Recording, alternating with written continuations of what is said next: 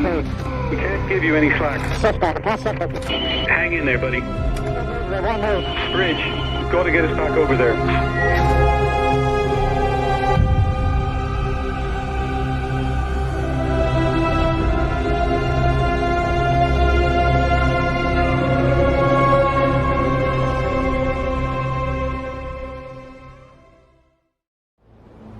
이 영화는 해저 100m에서 있었던 잠수부들 이야기입니다. 유전에 도착한 잠수부 다이버들. The structure we're working on is called a manifold. Inside there, you've got a number of wells.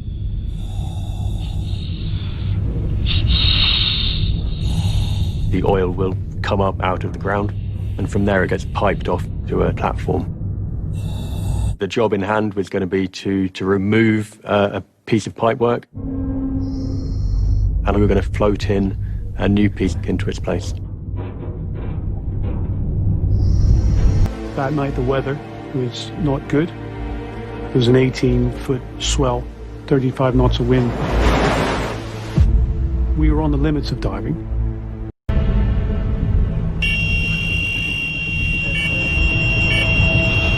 I saw alarm which I never seen before. Immediately after this alarm, more faults coming one by one. We have really big problem because we are losing control of the vessel. We are losing position.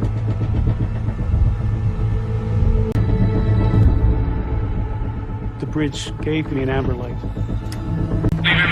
Leave everything there, Chris. So I wanted my divers back on the belt as quickly as possible. Get out of the structure, boys. Stand by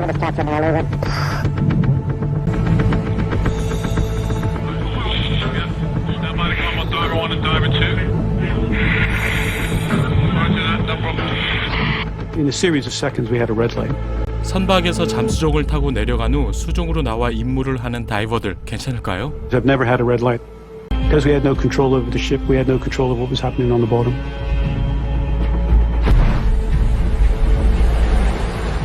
Divers were still connected to the bell and bell connected to the vessel. So basically we can drag the diver. We've got an enormous ship, 120 meters long by 20 meters wide. Being pushed by 35 knots of wind, and Chris was our anchor on the other end.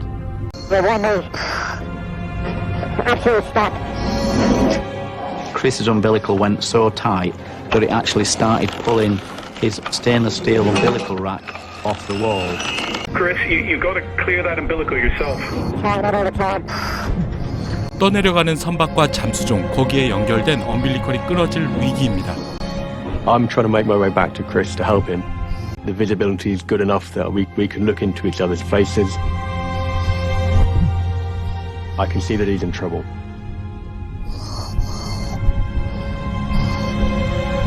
But that's now me at the end of my umbilical. And I can't get to him. His umbilical is getting thinner. You can hear it creaking. It's the noise that something makes before it breaks.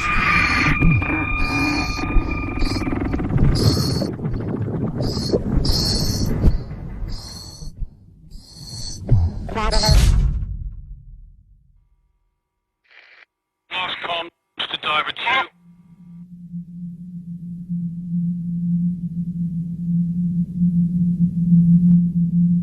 As I was getting pulled away from Chris, it was almost like watching a film. Bridge, I've lost all eyes on the job. Hot water hose came in first. Broken and tattered at the end. And he had another couple of wraps of umbilical to pull in before a broken end of his gas hose came in.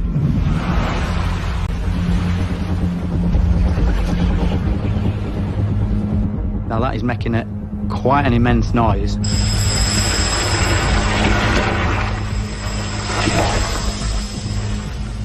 I put my hand on the regulator to turn it off.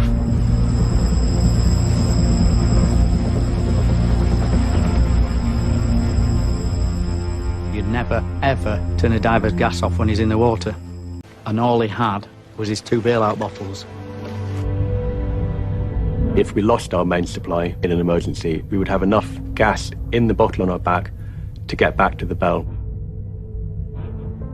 It's not designed to keep you on the seabed for any length of time. There's no other gas he can get to.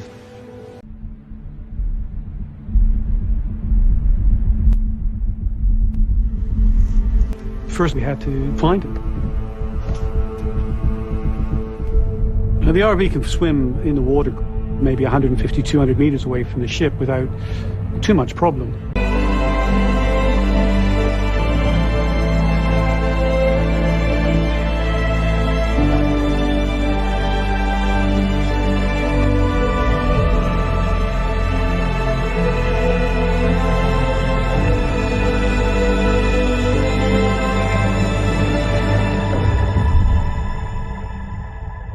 The ROV technician said, "Craig, he's all right."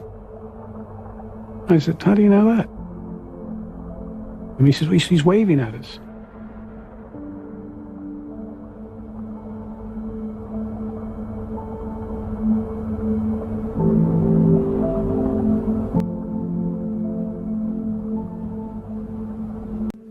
One, he was on top of the structure, which was crucial for his recovery.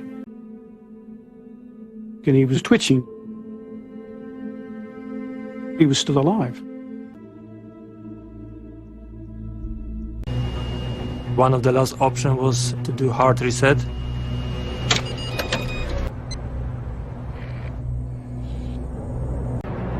You know, we pulled all the bad cars out. We've got to start getting some luck now.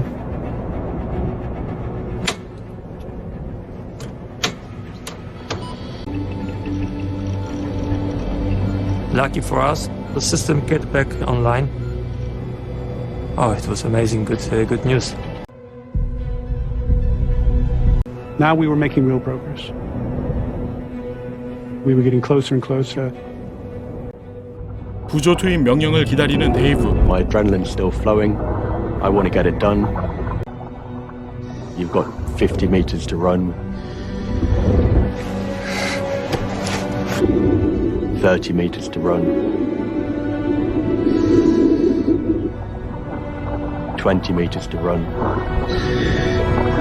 I could see Chris.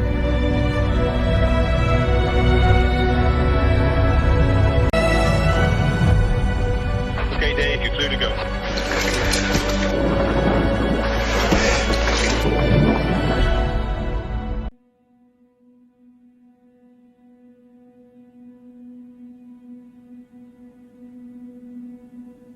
I wasn't surprised by what I saw.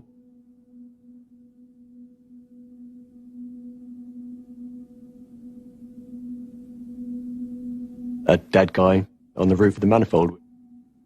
The dead weight of Chris was very heavy. The boat was moving up and down. But I'm there to do my job and do what I'm told to do.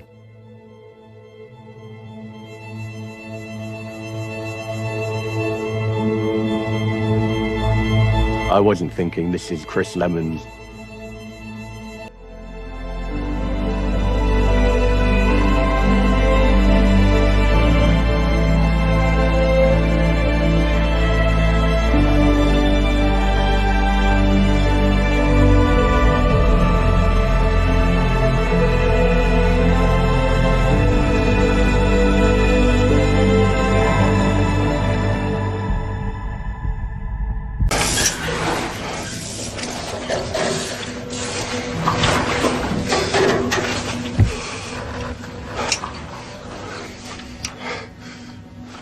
I tried not to think Chris was dead. Possibly deep down, I had a thought he might have been.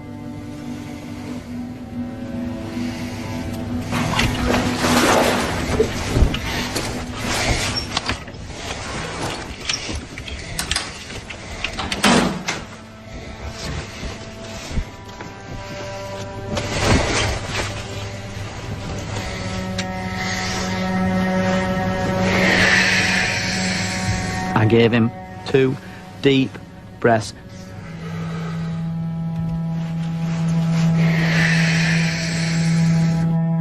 I'm just hoping with everything I've got that I can bring him round, that I am going to make him breathe again.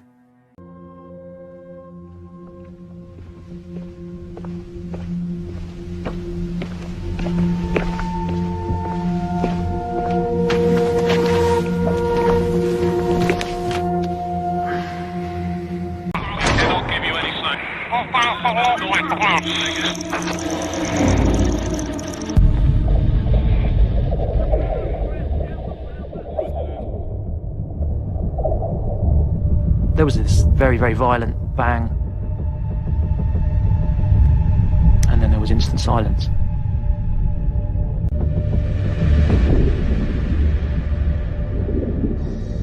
It's very disorientating when it's so dark.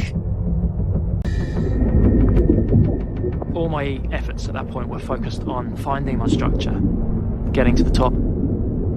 That was make it easier for them to rescue me.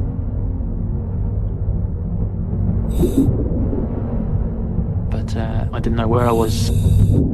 I couldn't see anything at all. I was panicking.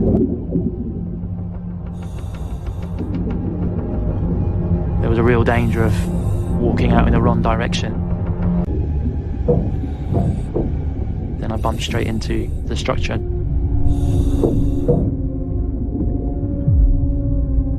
It was 11 meters above me, the platform that I needed to be on.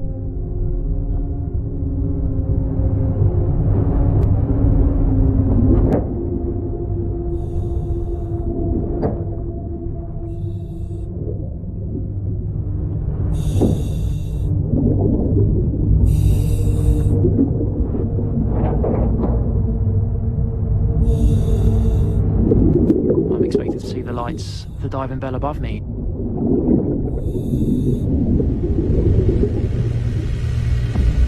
There was nothing.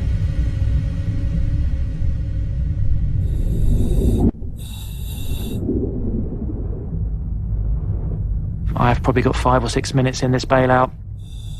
I must have used it for 2 or 3 minutes getting myself up here to the top.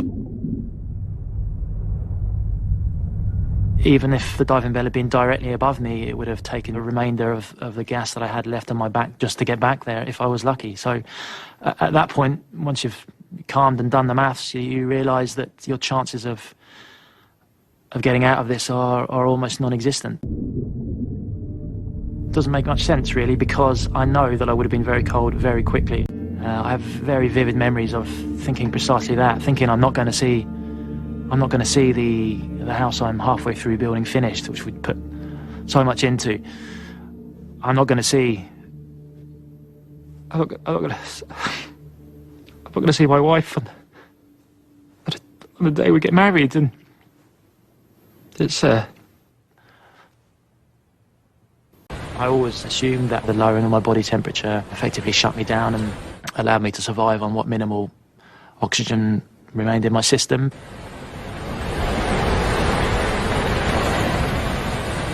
Also, I'm fairly certain that the high levels of oxygen which we carry in our emergency breathing gas saturated my tissues effectively with oxygen and allowed my organs to keep functioning even though I had nothing left to breathe. These are all theories though. Beyond that, I'm still waiting for someone to give me the right answer. I'm not sure I'll ever know. It dawned on me that we're going to be okay. We were going to be able to realise those hopes and dreams and live our life together.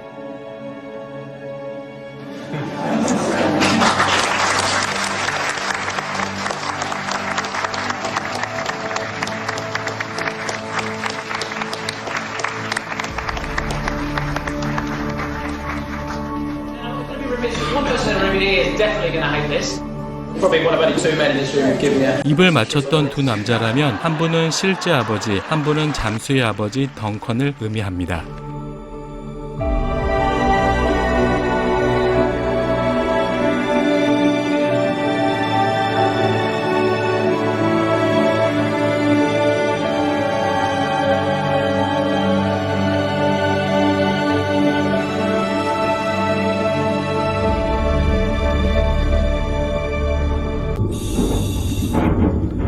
Hey, Chris, don't fuck it up this time.